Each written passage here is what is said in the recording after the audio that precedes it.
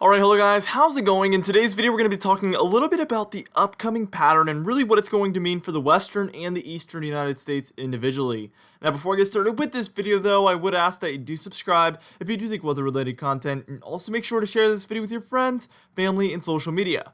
Now, I'd also highly recommend that you check out our very exciting Patreon page where we actually just uploaded a giant update for Tropical Storm Eta. So if you're in Florida or the Gulf, you might want to check that out. Otherwise, I would stay tuned to the National Hurricane Center for the latest information on that storm.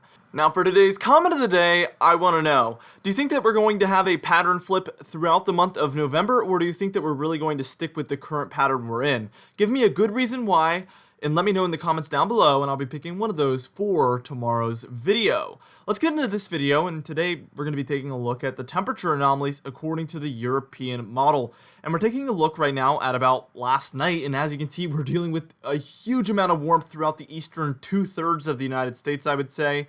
And then basically from the Rockies westward, we're dealing with far below normal temperatures. Those whites up there for Minnesota and Wisconsin, well, that's approximately 30 degrees above average. So if your average temperature was 70, you'd be dealing with 100 degrees. So think about that.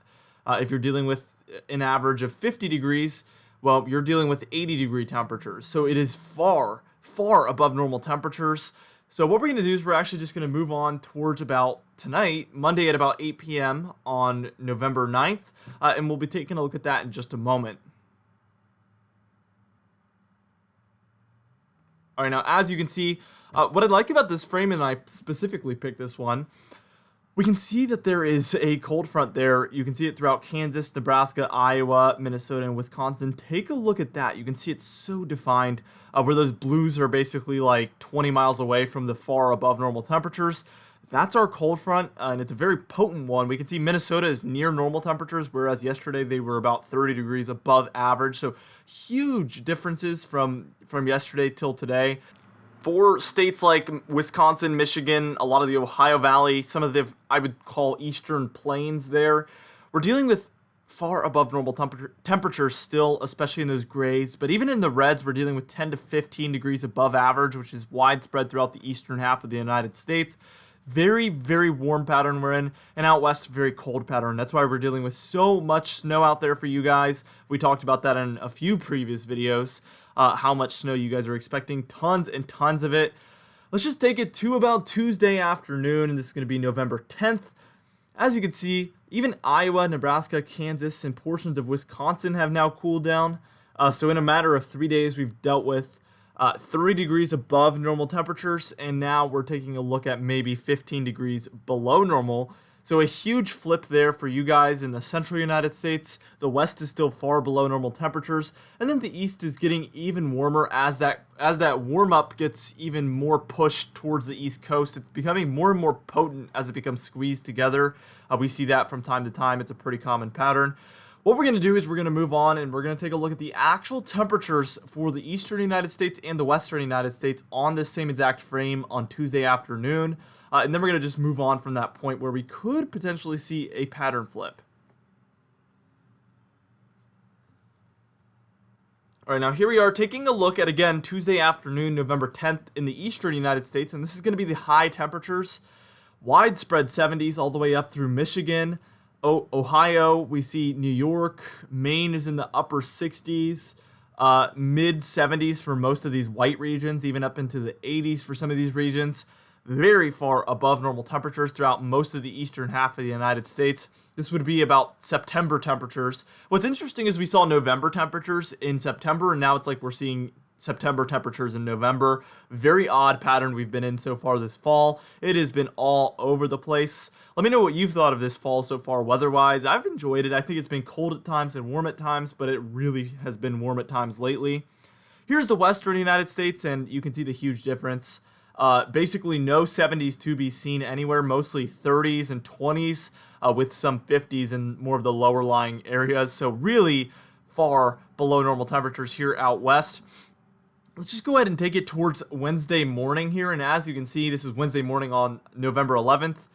We're dealing with below normal temperatures. It's less potent, but it's spread out across most of the United States by this point. I would say the western 2/3 now. So this extends all the way in through the central United States. The eastern United States is dealing with those far above normal temperatures, especially there in the grays, the southeast all the way up through into New England. So that's, again, areas that are about 16 to 30 degrees above normal temperatures, just far, far, far above normal. What we're going to do is we're actually going to move on towards Thursday morning, and then we're just going to take it from that point and just keep moving on later into the month of November.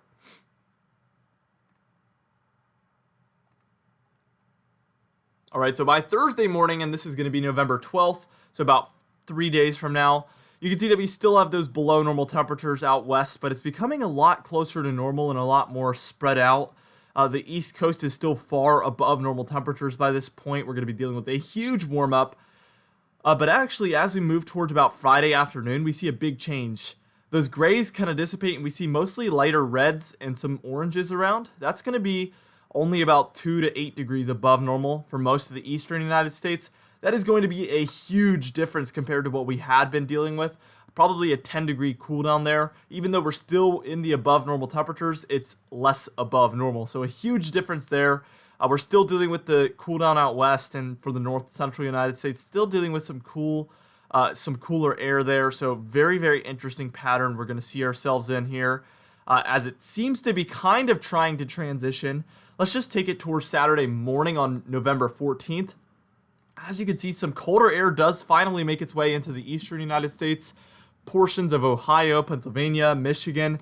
Dealing with some of those blues and greens, we're finally going to be seeing some cooler air. That southeast ridge is still just holding on for the southeastern United States.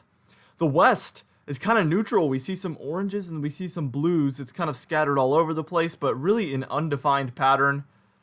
But as we move on towards Sunday afternoon, November 15th, it becomes apparent that the flip was kind of a false signal, and we really see the warmth return to the east and the cold return to the west, and we stay locked in this pattern all the way through the 15th at least. This is 6 days from the time I'm making this video, and it seems like there is no break in the pattern whatsoever. What we're going to do is we're going to move on, and we're actually going to move on towards where it could finally begin to flip, and it's very late in the run, so we're going to take it with a grain of salt. But the important thing is there is a model showing a flip, which is good news in general. So what we're going to do is we're going to move on towards Monday afternoon, and we're going to go on from that point.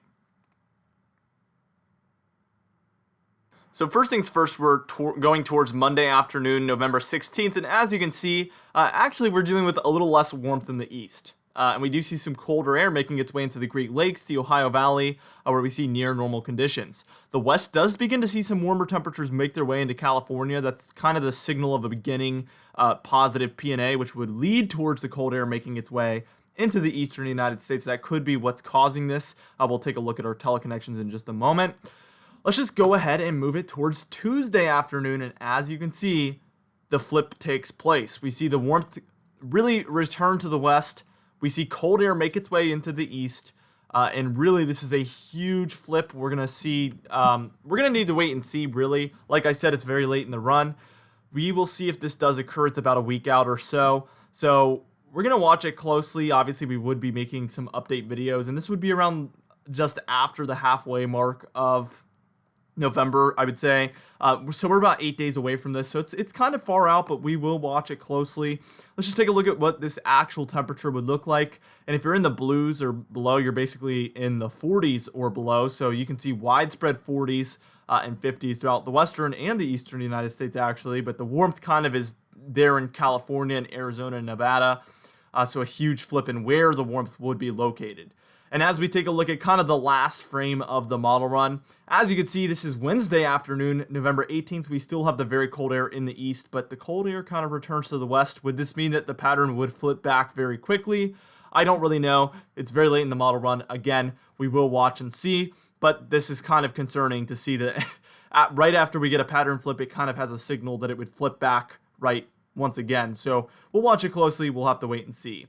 Here is our Arctic oscillation according to the European model, and as you can see, it remains positive basically throughout the entire month of November here, as we can see, all the way at least through the 19th, with no signs that it's going to come back negative. So this would really mean that our Arctic is still building up a ton of ice and a ton of snow as we see a stronger polar vortex right now. You kind of want it to be stronger before you see it get weaker, because once that polar vortex gets weaker, that's when it can really enter regions that it typically doesn't, like the United States, southern Canada, areas like that. So it's good to see that this is positive, at least while there's not a lot of, snowy or cold patterns in place. For snow and cold lovers, if you're a warm lover, that's a bad sign. NAO. We're kind of neutral. It remains kind of neutral, popping positive a few times, not really anything promising. But here is our pattern flipper right here. The positive PNA, well, it looks to go neutral around the 17th. That could be what causes the pattern to flip if we see it go neutral or positive, because in a negative phase, that encourages cold in the west, which therefore encourages warm in the east, and that's why we're dealing with the current pattern we're in. Anyway, for today's comment of the day, I asked you guys, do you see the pattern flipping in November, or do you see November remaining the same pattern it is? And Andrew Wells said, I think we'll see a pattern flip around Thanksgiving week. And I think that's a good time frame. I think really after the 17th, we kind of can be optimistic that we will be in some sort of different pattern, or at least the chance of that. Anyway, for today's patron highlight of the day, I want to thank you all for supporting the channel, but especially our diamond patrons, Michael Codalesa, Madbirds, Alicia Davis, Catbite, Terry Curtis, It's Jay, Cindy Klein, Felix Wheatfield, Kellen Manhart, Michael Buell, Mariah Vieira, Noah Harley, and Mark J, alongside our platinum patrons, Gary Fiffle, Adam S., Justin Quantrell, Donna Carnes, Alan Belemo, Dovey Nagel, Larry LePan, James Wade, and Cameron Marshall. Anyway, guys, thank you so much for watching this video. Again, be sure to share it with your friends, family, and social media. I will see you guys in the next video.